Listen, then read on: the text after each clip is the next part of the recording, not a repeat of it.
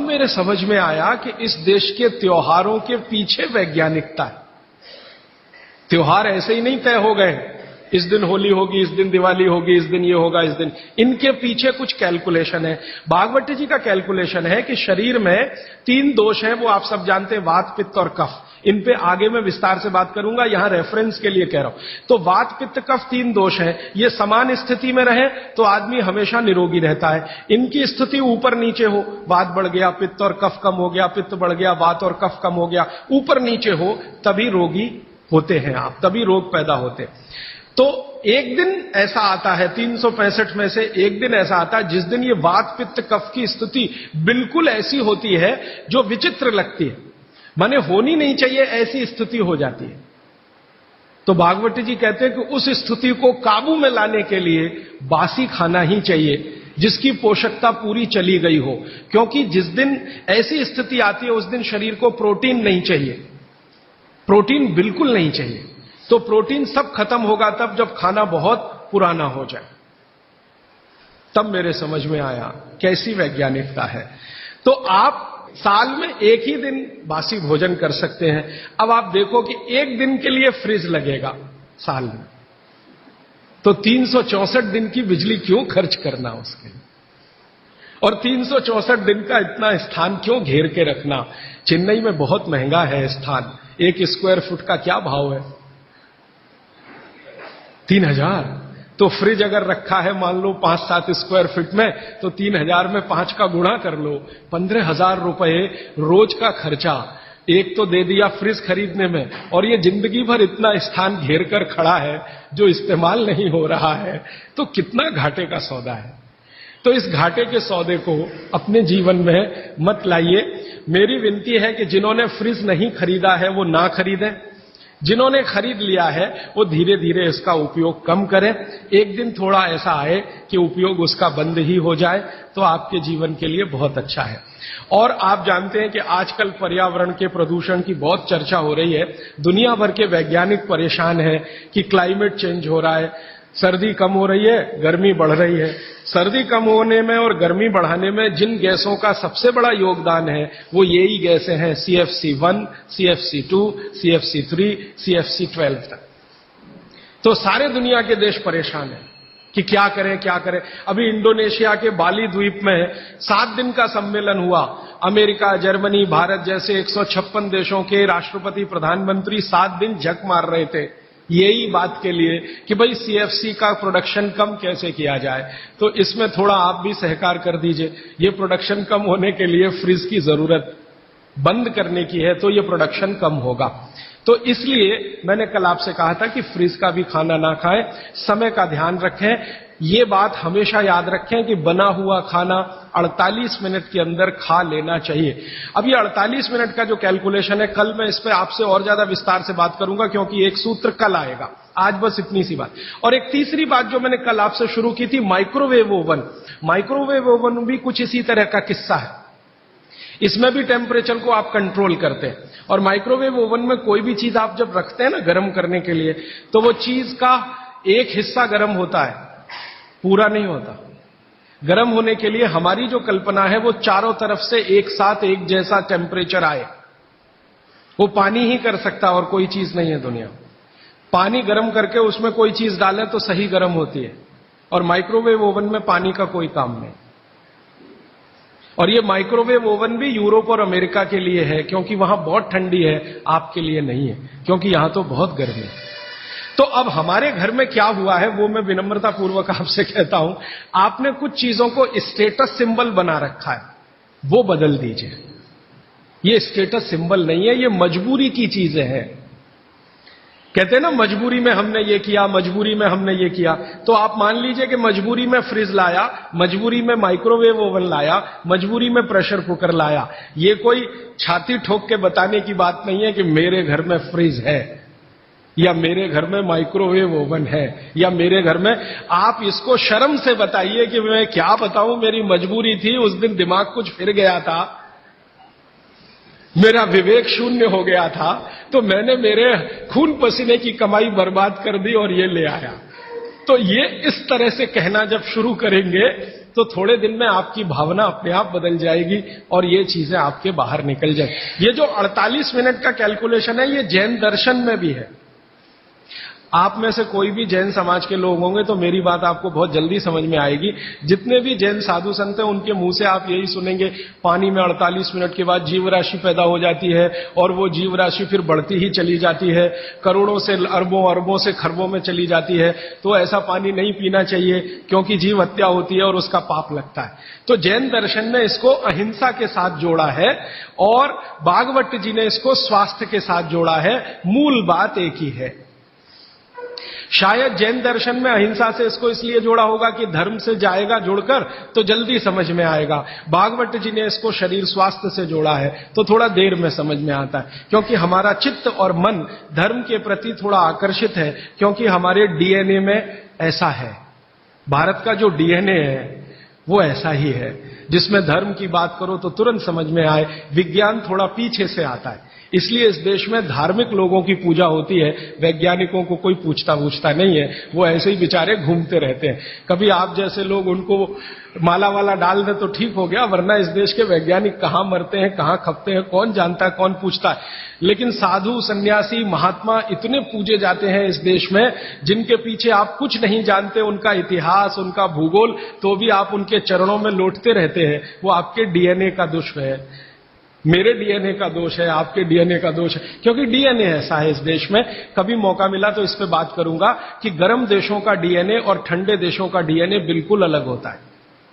ये जो यूरोप और अमेरिका में रहने वाले लोग हैं ना, इनका जो डीएनए है और हमारा जो हम भारत, पाकिस्तान, बांग्लादेश में रहने, इनका बिल्कुल डिफरेंट है। जो दुनिया के गर्म देश हैं, सारे धर्म यहीं से निकले। आपको मालूम है ईसाईयत यहीं से निकली, पूर्व से ही निकली। इस्लाम भी पूर्व से निकला। हमारा हिंदू धर्म जिसको सनातन मानते हैं, ये भी पूर्व से निकला। पश्चिम से कोई धर्म आज तक निकला ही नहीं। ईसाईयत निकलने का स्थान बेथलम है ना, बेथलम इजराइल, वो पूर्व में है। ईसाईयत के बाद इस्लाम के निकलने का स्थान वो भी वही है, बेथलम में। वो एक ही स्थान के लिए मर रहे हैं कि ये मेरा कि ये तेरा, और लड़ाई 60 साल से चल रही है। और वो 10 स्क्वायर फीट की जगह है बस। हाँ, 10 स्क्वायर फीट की जगह में 33 करोड़ मर गए और छोड़ना नहीं चाहते। ये मैं ले लूं कि ये तू ले ले, ये फिलिस्तीन का कि ये इजराइल का। तो ये फिलिस्तीन और इजराइल यूरोप में नहीं है, एशिया में है, और एशिया दुनिया के पूर्व में है। तो सारे धर्म पूर्व से ही निकले हैं, क्योंकि पूर्व का डीएनए कुछ इस तरह का है। पश्चिम से धर्म निकला नहीं कोई, क्योंकि डीएनए दूसरे तरह का है। तो ये डीएनए का दोष है, हम धर्म को मानते हैं। इसलिए शायद जैन शास्त्रों में, जैन आचार्यों ने, जैन संतों ने इसको धर्म से जोड़ दिया। तो ये धर्म से जुड़ा हुआ विज्ञान की बात है। इसको विज्ञान से पहले समझकर धर्म में आप पालन करेंगे तो आपका विश्वास इस पर पक्का होगा। इसलिए ये 48 मिनट याद रखिए। सब माताएं, बहनें और भाई याद रखें, भोजन पका तो 48 मिनट में हो ही जाना, खा ही लेना। इसलिए शायद पुरानी परंपरा हमारे देश में है, गरम खाना खाओ, माने वो 48 मिनट के पहले हो जाए। गरम गरम रोटी बना के खिलाओ या गरम गरम रोटी खाओ। आपको शायद मालूम नहीं है, आप में से जो यूरोप और अमेरिका ज्यादा घूमते हैं वो इसका अंदाजा लगाएंगे कि गरम रोटी का महत्व क्या है। क्योंकि यूरोप में नहीं मिलती, अमेरिका में नहीं मिलती, दुनिया के 56 देशों में गरम रोटी नहीं मिलती, क्योंकि उसको बनाना नहीं जानता कोई। दुनिया की आबादी 600 करोड़ है। 600 करोड़ आबादी में 300 करोड़ महिलाएं, 300 करोड़ पुरुष अगर मान लें तो 300 करोड़ महिलाओं में लगभग 250 करोड़ महिलाएं नहीं जानती कि गरम रोटी कैसे बनती है। उनके पास गेहूं का आटा है, गेहूं का आटा भी है, क्योंकि यूरोप के कई देशों में गेहूं है। अमेरिका में गेहूं पैदा होता है, कनाडा में भी गेहूं पैदा होता है। गेहूं ठंडी की फसल है तो ठंडे देशों में होता। तो गेहूं है, गेहूं का आटा भी है, रोटी बनाना नहीं आता। क्यों? कोई यूनिवर्सिटी नहीं है वहां जो सिखाए इसको, कोई कॉलेज नहीं है जो सिखाए इसको। तो यूनिवर्सिटी, कॉलेज नहीं है, और कोई मां नहीं है जो अपनी बेटी को सिखाए, क्योंकि मां को नहीं आता तो बेटी को क्या सिखाए। और हजारों लाखों सालों से वहां ये चक्कर चल रहा है, रोटी बनाना नहीं आता। किसी यूरोपियन और अमेरिकन व्यक्ति के बारे में। अभी एक छोटा सा किस्सा बताता हूं। थोड़े दिन पहले हमारे पास एक दंपत्ति आए फिनलैंड से, एक पति और एक पत्नी दोनों आए। उन्होंने कहा मुझे भारत का गांव देखना है, तो हमने एक गांव में भेज दिया। संयोग से जिस गांव में गए वहां शादी थी, तो हमने कहा उसमें भी आप शामिल हो जाइए, तो भारत क्या है आपको ज्यादा अच्छे से समझ में आएगा। तो वो शादी में जब शामिल हुए तो रोटियां बना रहे थे, कोई पूड़ी बना रहा है। तो गांव में तो आप जानते हैं ना, नौकर नहीं बनाते, सब गांव इकट्ठा होकर बनाता है। जिसके घर में शादी है उसके घर में दूसरे घर के लोग आ जाते हैं, दूसरे घर का चूल्हा बंद हो जाता है, सब एक ही घर में खाते हैं। तो सब महिलाएं बना रही थी। तो उस फिनिश दंपत्ति ने पूछा ये सब कितना पैसा लेंगी? तो उनको कहा ये पैसा वैसा नहीं लेने वाले। तो ये कैसे हो सकता है? तो हमने कहा ये है क्योंकि भारत कोऑपरेशन पे चलता है, कंपटीशन से नहीं चलता ये देश। हमारे समाज में कोऑपरेशन है, कंपटीशन नहीं है। तो फिर वो फिनिश दंपत्ति में जो महिला थी वो सबसे ज्यादा इस बात को परेशान थी लेकर कि ये रोटी एकदम गोल बन रही है, 100% गोल। उसकी जिंदगी में ये कल्पना नहीं है कि 100% गोल चीज कोई हाथ से बन सकती है। वो कहती है उसने कभी सोचा था भारत के बारे में कि मशीन से बनाते होंगे रोटी, और वो कह रहे हैं ये हाथ से बनाते हैं 100% गोल। तो उसका जितना कैमरे में रील थी उसने सब उसी पे खर्च कर दी, गोल रोटी बना के देखने में उसको। माने आपको मैंने ये उदाहरण इसलिए दिया कि उनके लिए ये अजूबा है, उनको लगता है कि कोई महिला ये कर पाए। और मैंने जब वो जा रहे थे तो पूछा आपको भारत में कौन सी चीज सबसे अच्छी? तो उनका ये जो रोटी है गोल, ये सबसे महत्वपूर्ण वस्तु है जिसकी वैल्यू हमारे लिए सबसे ज्यादा है, क्योंकि हम जानते नहीं ये कैसे बनती है। और आपके घर में हर मां बहन इसको बना सकती है, 10-12 साल की बहन भी आसानी से बना सकती है। इसका मतलब है कि रोटी ताजा और गर्म ये भारत में ही संभव है, दुनिया के दूसरे देशों को नसीब नहीं है। तो आप समझ लीजिए कि आपके पास कितनी वैल्यूएबल चीज है गरम रोटी, और उसको आप छोड़कर ठंडी करके खाएं तो ये आपका दुर्भाग्य है, सौभाग्य नहीं। तो रोटी को गरम गरम ही खाएं, गरम गरम ही खिलाएं। यूरोप में कोई किसी को खिलाता नहीं क्योंकि कोई बनाता नहीं और जानते भी नहीं। वहां तो बेचारे 3-3 महीने पुरानी रोटी खाते हैं, जिसको डबल रोटी कहते हैं, पाव रोटी कहते हैं। मैंने एक सिंपल कैलकुलेशन किया था कि पाव रोटी बनने के बाद और खाने तक 90 दिन निकल जाते हैं। अमेरिका और यूरोप में पता है क्या कि गेहूं हर जगह होता नहीं, कुछ जगह होता। तो गेहूं बड़े बड़े ट्रक में भर के वहां तक जाता है जहां गेहूं को पीसने वाली चक्कियां लगी हुई हैं, फ्लोर मिल्स, वहां उनका आटा बनता। फिर वो आटा ट्रक में भर भर के फिर वहां जाता है, फिर जाकर उससे डबल रोटी बनती है, फिर वो वहां से बनकर कहीं और जाती है। फिर ऐसी चक्कर में 90 दिन निकल जाते हैं। हमारे आयुर्वेद शास्त्र में भागवत जी कहते हैं कि आटे को जितना ताजा इस्तेमाल किया उतना ही बेहतरीन है। आटे के बारे में वो कहते हैं जितना ताजा इस्तेमाल किया उतना ही बेहतरीन है। रोटी के बारे में कहते हैं 48 मिनट के अंदर खा लेना चाहिए। और पिसा हुआ आटा वो ये कहते हैं कि 15 दिन से ज्यादा पुराना कभी भी मत खाना। 15 दिन मैक्सिमम, वो भी गेहूं के लिए। ये चना और मक्की और ज्वारी, इसके लिए तो 7 ही दिन कहा हुआ, 7 दिन से ज्यादा पुराना नहीं खा सकते, क्योंकि वही किस्सा है, उसकी माइक्रो न्यूट्रिएंट कैपेसिटी लगातार कम होती चली जाती है। तो अब आप बोलेंगे जी ताजा आटा कहां से लाएं? चक्की है, जिंदाबाद। हिंदुस्तान में हजारों लाखों वर्षों से आटा ताजा बनाकर रोटी बनाने की परंपरा है कि नहीं? जो माताएं यहां बुजुर्ग हैं, इन्होंने अपना गांव देखा होगा, अपने गांव के घर की चक्की देखी होगी। ये चक्की पे मैंने थोड़ा रिसर्च किया कि ये क्या अद्भुत चीज बनाई है हमारे ऋषि मुनियों ने। ये दुनिया की ऐसी अद्भुत मशीन है जो आपको ताजा आटा तो देती ही है आपके शरीर की स्वास्थ्य के लिए, और आपके अंदर की मांसपेशियों को हमेशा फ्लेक्सिबल रखती है। और हमारे घरों में ये जो चक्की चलाने का काम माताएं करती रही हैं, मैंने इन माताओं पर एक छोटा सा रिसर्च अभी पिछले साल पूरा किया। मेरे एक दोस्त हैं, आयुर्वेद के चिकित्सक हैं, उनके साथ मिलकर, वो गांव में रहते हैं। तो मैंने कहा आप गांव की कुछ महिलाओं पर अध्ययन करिए कि जो चक्की चलाती हैं, इनके बारे में जरा पता करिए। और जो चक्की नहीं चलाती, पिसा हुआ आटा लाती हैं। तो उन्होंने कहा जो चक्की चलाने वाली माताएं हैं, उनके गांव में 90 माताएं हैं, किसी को भी सिजेरियन डिलीवरी नहीं हुई है। चक्की चलाने वाली माताओं के पैरों में दर्द नहीं है, चक्की चलाने वाली माताओं को कभी भी कंधा नहीं दुख रहा है, गर्दन नहीं दुख रही है, नींद अच्छी आ रही है, डायबिटीज नहीं है, हाइपरटेंशन नहीं है, ब्लड प्रेशर नहीं बढ़ा है, 48-50 बीमारियां नहीं है। और जो माताएं पिसा हुआ आटा ला रही हैं, कैप्टन कुक, आईटीसी का, उनके घरों में डायबिटीज भी है, अर्थराइटिस भी है, हाइपरटेंशन भी है, ये भी है वो। तो मैंने वो वैद्य जी को कहा कि आप क्या मानते हैं ये जो चक्की चलाने वाली माताएं ये ऐसा क्या विशेष काम कर रही हैं? तो उन्होंने मुझे समझाया, वो मेरे भी समझ में आया, आपको भी समझ। हम जब चक्की चलाते हैं तो एक दिन चला के देखिए तो आपको समझ में आए। सबसे ज्यादा दबाव पेट पे पड़ता है, हाथ पे इतना नहीं है, पेट पे दबाव है।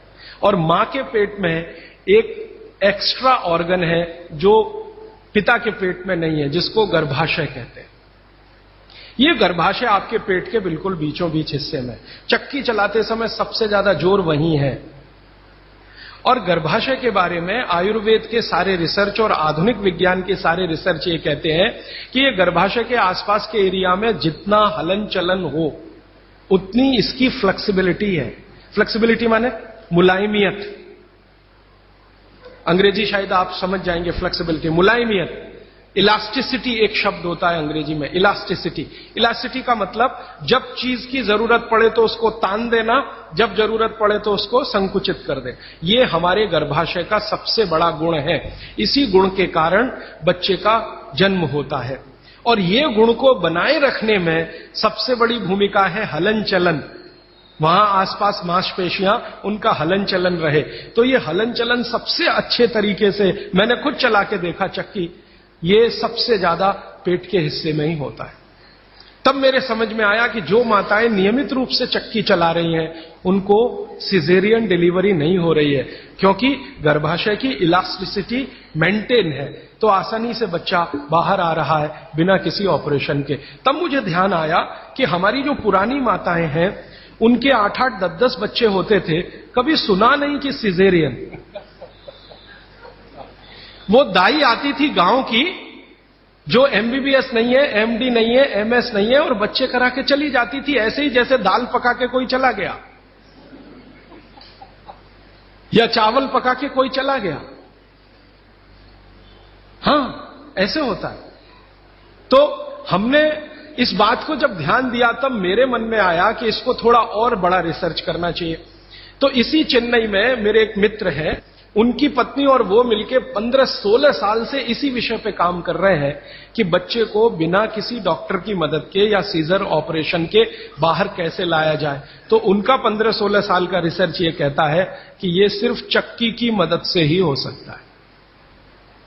और आयुर्वेद तो यहां तक कहता है कि मां का गर्भ 7वें महीने तक चक्की चलाने की अनुमति देता है। मां को 7वें महीने तक चक्की चलवाई जा सकती है, 8वें महीने में नहीं, फिर उसको बंद कर देना अच्छा है। और उतने 7 महीने की चक्की आपके लिए पर्याप्त है कि वो बच्चा बिना सीजर के हो। और जो बच्चे बिना सीजर के हैं उनके जीवन को आप देख लें, और जो सिजेरियन है उनके जीवन को देख लें, जमीन आसमान का अंतर है। सीजर बच्चे ज्यादा बीमार हैं, समय समय पे बीमारियां हैं। जो बिना सीजर हैं वो सब स्वस्थ हैं, दुरुस्त हैं, तंदुरुस्त हैं। ब्रेन का डेवलपमेंट भी उनका अच्छा है, लॉजिक को डेवलप करने की कैपेसिटी, कल्पनाशीलता उनमें दूसरे बच्चों से ज्यादा है। तो भागवत जी का सूत्र है कि खाना बना तो 48 मिनट में खाएं, और खाना बनाने वाली जो वस्तुएं हैं जिनमें सबसे महत्वपूर्ण है आटा, गेहूं का आटा 15 दिन से ज्यादा पुराना ना खाएं, जवारी, बाजरी और मक्की का आटा 7 दिन से पुराना ना खाएं। और वो ये कहते हैं कि रोज का हो तो सबसे अच्छा, सुबह बनाएं और शाम को आटा इस्तेमाल हो जाए तो वो सबसे अच्छा, ज्यादा दिन पुराना ना हो। तो अब आप इसको अपने जीवन में कैसे उतारेंगे इस सूत्र को? अगर संभव हो तो एक एक चक्की ले लीजिए, संभव हो तो। इससे कई फायदे हैं। आपको सबसे बड़ा फायदा तो यह है कि आपके घर में मां है, कोई बहन है, उसको मां बनने के समय ये बहुत मदद करेगी चक्की। दूसरा, आपका वेट कम करने में बहुत मदद करेगी चक्की। अगर आपको एक्स्ट्रा वेट है और आप उसको लूज करना चाहते हैं तो 15 मिनट सुबह चक्की चलाया पर्याप्त है। 15 मिनट सुबह अगर आपने चलाया, 3 महीने बाद आप देखना 12 से 13 किलो वजन कम होगा आपका, सिर्फ 15 मिनट की चक्की। रामदेव जी चक्की चलवाते हैं कि नहीं? आप चलाते हैं कि नहीं? लेकिन वो चक्की चलाते हैं जिसमें कुछ होता ही नहीं है, ऐसे ऐसे चलवाते हैं कि नहीं? तो असलियत में ही चला लो, कुछ तो आटा तो मिलेगा।